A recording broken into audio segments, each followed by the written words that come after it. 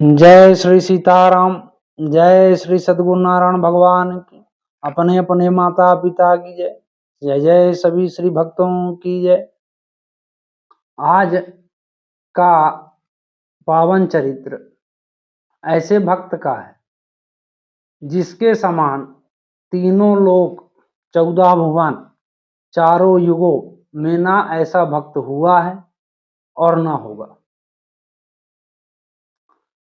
देखिए, भक्ति में आपने त्याग तपस्या की तो बहुत कहानियां सुनी होंगी, एक एक से भक्त हुए,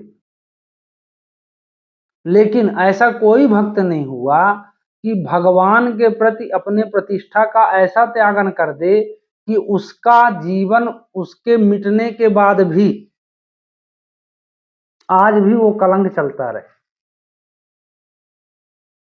क्योंकि सब तो ना महात्मा का संग कर रहे हैं, न तो वेद शास्त्रों का गहन अध्ययन कर पाते, क्योंकि समझ नहीं। तो किसी न किसी कारण से आज भी वो अज्ञानता बनी हुई है। लेकिन वास्तविकता ये है कि मानव जीवन में ये 4 चीजों का त्यागन करना बड़ा कठिन है। और उस परम भागवत ने, परम भक्त ने ये चारों चीजों को ऐसा त्यागन किया कि जैसे मान लीजिए दूध में मक्खी गिर जाती है, आदमी मक्खी को निकाल के फेंक देता है, उसका कोई मोह नहीं रहता। सबसे बड़ा आदमी का बंधन क्या है? पुत्र मोह है, औलाद का मोह। फिर दूसरा है धन का मोह। तीसरा होता है अपना प्रतिष्ठा, मान बढ़ाई का मोह। और ये जो मान बढ़ाई प्रतिष्ठा है, इसका त्यागन कर पाना बहुत ही कठिन है। साधु संत भक्त जो है मान, वो मतलब औलाद, इससे दूर हो जाते हैं पुत्र मोह से। धन का मोह भी नहीं रहता, लेकिन मान प्रतिष्ठा बढ़ाई ऐसा मोह है कि इसका त्यागन करना बहुत कठिन है। कोई भी भक्त हो, चलो भगवान से चाहे भले मान न चाहे, पर वो इतना अपमान भी नहीं चाहेगा कि हमारा जीवन पर्यंत अपमान होता है। ऐसा कोई भक्त नहीं। ऐसे आज मैं भक्त का चरित्र गुणगान करने वाला हूं कि जिसने जीवन पर्यंत मात्र भगवान की चाह के लिए उस न मिटने वाले कलंक को अपने ऊपर ले लिया।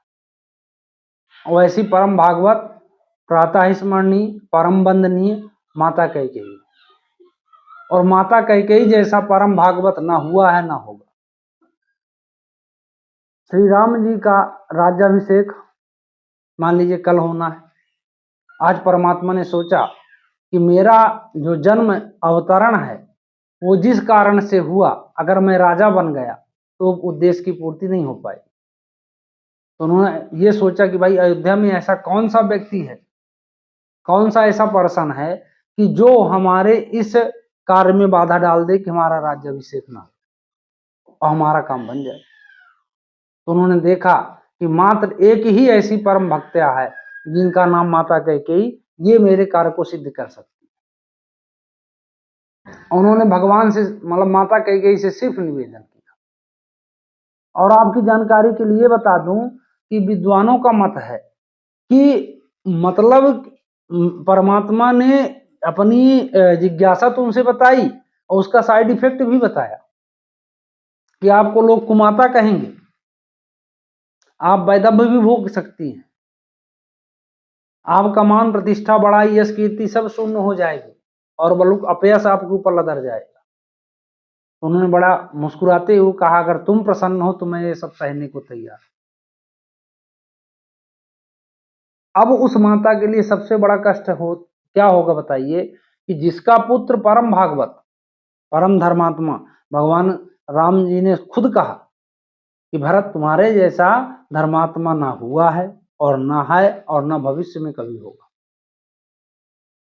ऐसा परम भागवत पुत्र अपनी माता को माता न कहे,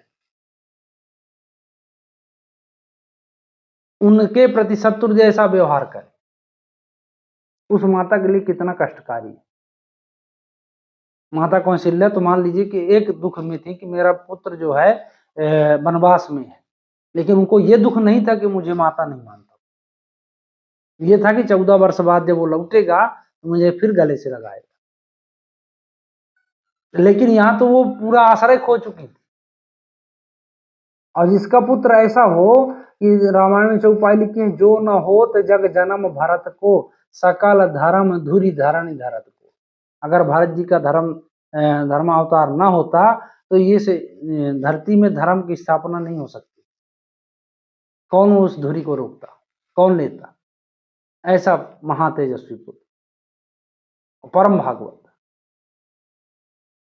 अब सोचिए कि उनकी मतलब उनके बलिदान, माता कैकेयी का बलिदान इतना आज मतलब उनके लिए कष्टकारी, जब तो वो जी, मतलब आज भी है, कि आज मेरे हिसाब से, मेरी जानकारी में कोई अपनी बेटी का नाम कैकेयी रखना पसंद नहीं करता।